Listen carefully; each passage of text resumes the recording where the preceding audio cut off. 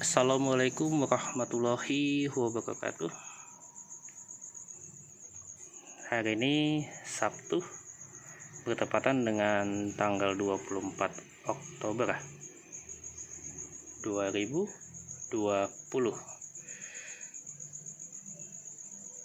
dimana tadi ba'da asar melihat lahan di Assalam Farm, lahan satu lagi yang saya sebagai divisi pakan alami bagian kutu air, chlorella, dan nantinya nih cacing darah. Nah, dimana cacing darah ini, kalau yang saya pahami berdasarkan googling ya, berasal dari nyamuk buah. Jadi ini jentik-jentik nyamuk buah. Kalau kita lihat lebih dekat, ini tadi ada di media chlorella. Jadi chlorellanya ketika terkena hujan nampak endapan, atau karena chlorellanya tidak diaduk, karena kita di sana tidak menggunakan aerator ya, maka akan muncul cacing darah seperti ini, dimana kondisinya itu harus terpenuhi, yaitu di sekitar lahan kita terdapat buah-buahan. Nah, di sini juga ada belatungnya ya, karena bahan yang kita gunakan bukan pelet tapi dedak padi. Nah, dedak padi inilah yang biasanya ketika tidak disaring dengan bersih, maka dia akan menjadi belatung.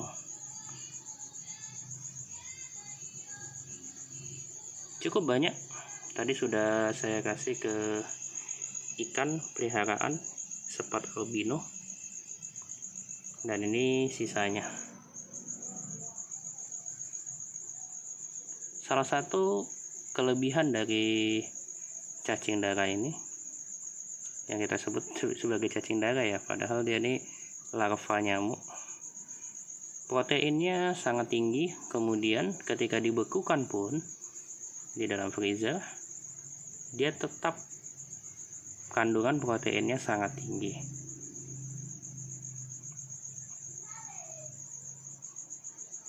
Jadi ketika kita mengkultur chlorella, kemudian chlorellanya itu nanti bakalan bisa untuk kutu air, dan hasilnya juga ada larva nyamuk buah ini. Untuk di Medan sendiri sangat-sangat jarang yang mengkultur cacing darah ini atau larva nyamuk ini, dan harga satu muknya ini saya kasih tahu, untuk daerah yang namanya Marelan ya, di Medan ada namanya Marelan, biasanya mereka menjual satu muk itu sekitar 50.000. Nah, kalau yang di daerah-daerah Medan kota itu udah menjualnya sekitar 65.000 satu muk. Ya, semoga kedepannya kami juga bisa untuk mengkultur larva nyamuk buah ini agar bisa mensuplai di seluruh Medan. Amin ya Allah. Hari ini saya akan menunjukkan beberapa kondisi setelah hujan deras. Tadi mulai di setengah enam sore hujan sampai ini udah sekitar jam 10 malam. Nah, media yang di ember ini saya menggunakan air yang langsung dari PDAM. Selanjutnya kita masukkan, tuh nampak ya, kohe puyu, dan juga saya tambahkan beberapa di sini yang namanya chlorella. Nah, salah satu kelemahan chlorella ketika terkena hujan, dia bakalan mengendap. Tuh, terlihat ya, mengendap ya. Berbeda kalau menggunakan pakan racikan yang biasanya. tapi tidak masalah, ini masih tetap ada kutu airnya yang size-nya sudah besar-besar. Nah, kalau yang saya tutup ini menggunakan styrofoam dan seng transparan. Ini adalah chlorella. Ini sengaja ditutup agar chlorellanya tidak mati ya, tidak mengendap. Karena kita tidak tahu kandungan air hujan bisa bersifat sangat asam, sehingga ketika dolomit yang kita gunakan tidak terlalu banyak, maka langsung berubah itu pH-nya. Sementara kalau chlorella atau green water itu memiliki pH yang basah sekitar di 8 ke atas. Semakin basah semakin bagus. Kalau tidak salah kemarin saya lihat datanya itu sampai pH-nya 10 ya. Itu dia nanti bakalan semakin bagus. Nah, itu yang di sana sengaja saya pisahkan agar dia tidak terkena air hujan. Lanjut kita lihat. Nah, kalau ini dia yang menggunakan pakan racikan. Tadi udah saya ambil. Ini tidak ditutup maka banyak nyamuk yang bertelur di sini. Sebenarnya bisa sih setiap pagi kita saring. Kita lihat masih ada tidak kutirnya, karena tadi pagi sudah diambil untuk pengiriman.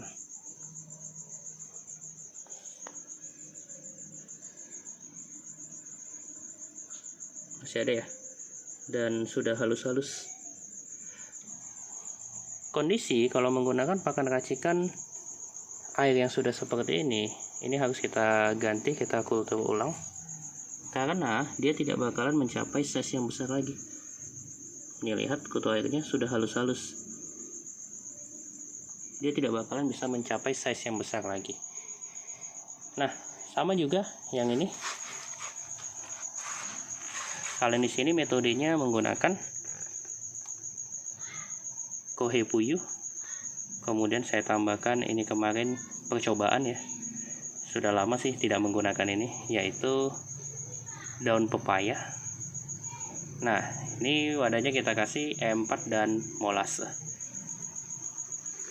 Ini wadah sudah kurang lebih 2 pekan. Kondisinya sudah seperti ini. Dan tetap kalau ada yang beli kutir, saya ambil juga dari sini. Ini udah terlihat dia halus-halus.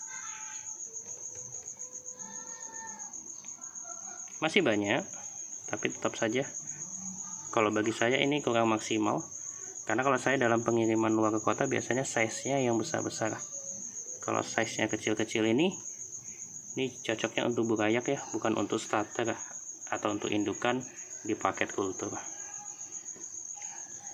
Nah, kalau ini adalah yang teknik ke-6, yaitu menggunakan chlorella. Videonya lagi saya buat. Ini sudah hari yang kedua. Nanti kita lihat sampai hari yang ketiga. Atau nanti kalau ada waktu bisa sampai airnya sudah berubah, tidak hijau lagi. Sudah mulai nampak individu-individu baru dari Moina macrocopa-nya. Moina macrocopa yang dewasa sudah beranak. Nah, bahasa lainnya kalau kita sering menyebutnya membelah ya, atau memecah. Padahal ini tidak membelah atau memecah, tapi beranak kita katakan.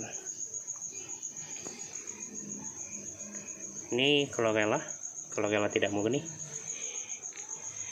Nah, ini usianya sama ya dengan baskom segi 4. Nah, di baskom yang lingkar seperti ini juga sudah mulai nampak kutu airnya yang besar sudah beranak. Nah, kalau styrofoam yang di bawah yang saya kasih jaring atau penghalang supaya nyamuk masuk, isinya adalah Daphnia magna. Tapi airnya sudah agak penuh, sudah mau full. Agak sulit kita melihatnya. Mudah-mudahan nanti akan saya tunjukkan. Lanjut. Yang di 30 kg atau 30 liter. Nah, di sini yang banyak jentik nyamuk nih. Ini sama juga. Ini menggunakan kohe puyuh. menggunakan kohe puyuh. Kita lihat masih ada atau tidak untuk kutirnya. Ya, tinggal sedikit. Ini adalah wadah yang selalu saya gunakan untuk sebagai pengambil starter kalau ada paket kultur, karena lebih mudah ngambilnya airnya untuk dibungkus ke dalam paketan kita. Nah, lanjut nih. Nah, teknik yang ini saya gunakan karena beberapa teman katanya menggunakan kohe harus kohe yang kering, tidak boleh yang basah karena amoniaknya tinggi atau gasnya tinggi. Nah, kalau saya memang selalu menggunakan yang kohe kering, tapi kemarin saya ingin mencoba menggunakan kohe yang basah. Walaupun kelemahan kohe yang basah, belatungnya bakalan cepat muncul, tapi tidak apa-apa, ini saya coba. Dan ini usianya tepat 5 hari. Kita lihat size-nya sudah besar-besar. Ini bakalan beranak dengan cepat dan bisa menjadi full. Kita lihat tuh di dasar sudah banyak yang kecil-kecil. Nah, ini adalah kohe puyuh yang basah. Oh ya, ini tidak menggunakan E4 dan molase lagi ya, murni kohe puyuh. Karena di sini kohe puyuh yang basah, seperti yang saya katakan tadi, masih banyak yang menganggap dia banyak gasnya, bisa mengakibatkan amoniaknya, kurang lebih seperti itu ya. Ya memang saya lihat ini jadi berselaput di bawah, walaupun tidak menggunakan E4 dan molase. Ini murni ya, kohe puyuh murni, bukan yang bercampur dengan tanah. Kalau yang biasa saya menggunakan yang campur dengan tanah, karena kalau kohe puyuh yang murni nanti takarannya tidak boleh terlalu banyak. Kalau terlalu banyak nih, lihat nih, berselaput di dasar. Untuk normalnya ketika kohe puyuh murni, saya pernah menggunakan setiap 1 liter, kita katakan paling banyak itu hanya sekitar 10 gram ya. Kalau saya sih menggunakannya setengahnya, yaitu sekitar 5 gram. Yang benar-benar murni, ingat ya, yang benar-benar murni. Ini perkembangannya. Nah, lanjut yang menjadi pertanyaan banyak teman-teman, baik di IG, di Facebook, kemudian ada juga yang dari YouTube. Om, bagaimana dengan kolam terpal yang tidak ditutup karena hujan? Ya, ini karena hujan ya. Ini karena hujan, kondisinya seperti ini. Tidak ada penghalang. Pada kolam terpal ini saya masih menggunakan kohe puyuh E4 molase yang disertai dengan pakan racikan. Kita lihat kondisi walaupun tadi habis hujan.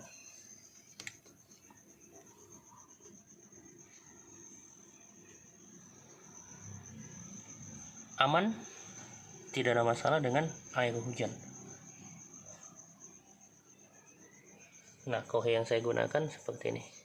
Saya bungkus, dan ada juga yang langsung saya rendam menggunakan baskom, ditutupi dengan yang jaring anti nyamuk tadi ya, timpa dengan batu bata. Ya, kita lihat termasuk banyak di setiap sisi, tersebar merata.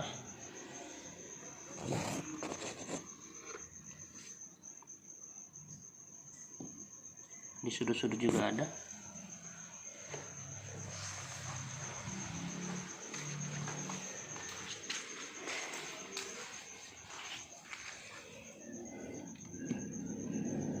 Nah, seperti ini dia. Aman ya? Om, bagaimana dengan jentik nyamuk? Usahakan setiap pagi telur-telur nyamuknya disingkirkan Kalau saya langsung masukkan ke akuarium yang berisi sepat albino, itu langsung saya masukkan. Nah, bentuknya seperti ini. Ini banyak banget nih di dasar tuh, yang di dekat dengan Kouhai Puyuhnya. Aman ya, walaupun terkena air hujan. Jadi kalau dikatakan jangan terkena air hujan, nanti dia bisa mati. Itu kalau menggunakan chlorella oke. Tapi chlorella kan yang membuat matinya karena air hujan bersifat asam. Tapi kalau untuk kutir, insya Allah ta'ala aman ya. Karena punya saya pun langsung nih terkena air hujan nggak masalah. Nah, selanjutnya yang ini bagaimana? Ini kemarin uji coba untuk chlorella, tapi hasilnya tidak maksimal karena wadah yang tinggi, bukan wadah yang lebar. Nah, karena hijaunya tidak terlalu pekat, terakhir ini saya treatment ini menggunakan Kouhai Puyuh. Kita masukkan aja, kita celupkan seperti ini. Ya sudah, kita jemur nanti selama 1 pekan. Untuk apa? Nah, untuk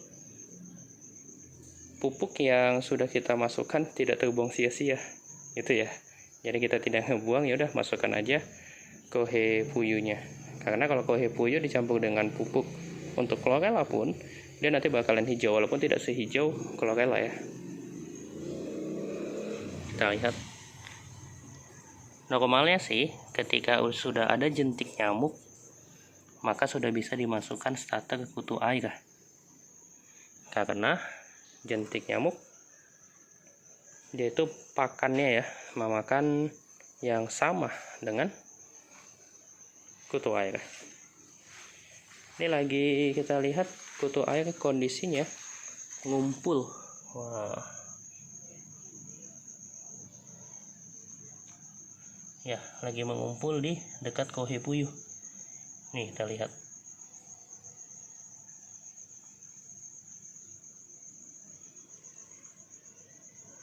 Merah-merah, mantap.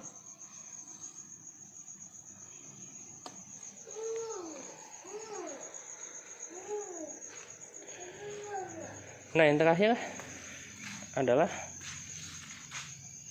2 wadah ini. Kemarin wadah bekas chlorella yang belum matang tapi kemasukan kutir, yang akhirnya malah jadi dan sudah saya ambilin untuk starter pengiriman paket kultur. Kita lihat masih ada atau tidak. Ya, masih ada. Nah, nanti kalau chlorellanya sudah mulai pudar seperti ini nanti moinanya bakalan membentuk betina yang menghasilkan telurnya, yang kita sebut epipia tadi. Ya, sudah tidak terlalu banyak. Nah, itu dia. Sudah mulai ngumpul kembali.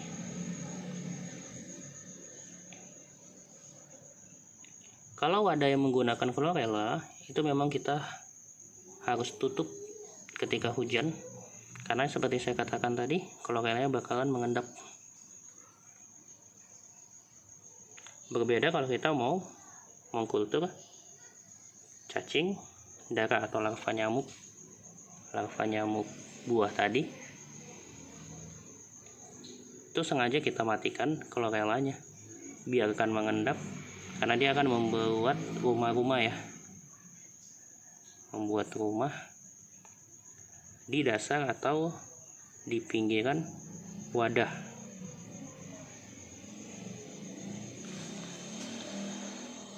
Nah, kurang lebih seperti itu kondisi di farm kecil saya. Nih, lagi ngumpul nih. Banyak banget tuh. Dan merah-merah. Cukup sekian ya bincang-bincang kita. Dan saya juga sudah membuat satu grup WA yang bisa untuk kita sharing-sharing pengalaman-pengalaman yang pernah saya lakukan, saya alami untuk mengkultur kutu air. Semoga Dengan adanya grup diskusi tersebut bisa menjalin silaturahim persaudaraan kita ya. Saya cukupkan.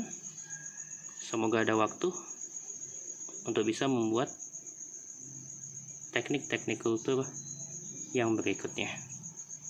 Assalamualaikum warahmatullahi wabarakatuh.